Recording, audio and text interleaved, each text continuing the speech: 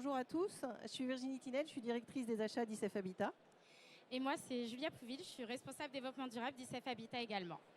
ICF Habitat, aujourd'hui, c'est un patrimoine de près de 105 000 logements, avec une place prépondérante dans le secteur de l'habitat social et libre en France.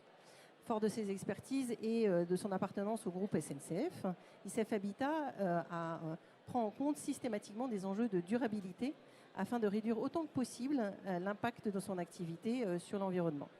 Dans ce contexte, et au regard de nos objectifs bas carbone et de notre politique RSE, ICF Habitat agit de manière conjointe, aussi bien sur le bâtiment, l'achat d'énergie et le comportement de locataires. Aujourd'hui, une des briques principales, c'est effectivement la réhabilitation de nos bâtiments.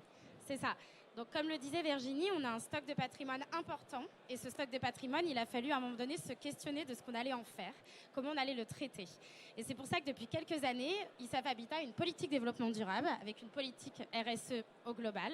Et cette politique développement durable a donné lieu à un montage d'une stratégie carbone. Cette stratégie carbone comporte plusieurs leviers d'émissions. Et parmi ces leviers d'émissions, les leviers les plus importants, c'est la réhabilitation de fait. C'est améliorer la performance de notre bâti, réduire le besoin énergétique, entre autres. Une fois qu'on a fait tout ça, on se pose la question, où est-ce qu'on va?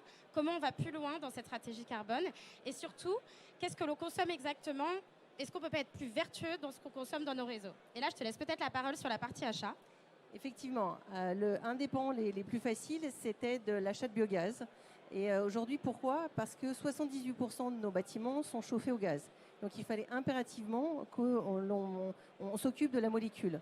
Donc le but, c'était de mettre, pour pouvoir maîtriser le surcoût du biogaz, c'était de mettre en place un achat innovant. Et l'achat innovant, c'était l'achat à clic. Donc aujourd'hui, c'est important qu'on puisse maîtriser l'environnement dans lequel on achète et les différentes briques achetées à différents moments pour pouvoir bénéficier des opportunités du marché. Donc c'était l'action la plus rapide et efficace pour lancer concrètement notre politique ambitieuse au niveau de nos objectifs bas carbone. Donc c'était l'achat de ce fameux biogaz.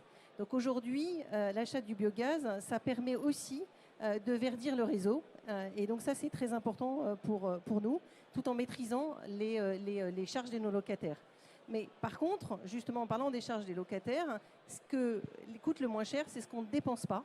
D'accord? Et donc aujourd'hui, il faut agir sur le comportement des locataires aussi, au-delà du bâti qui est la brique la plus importante.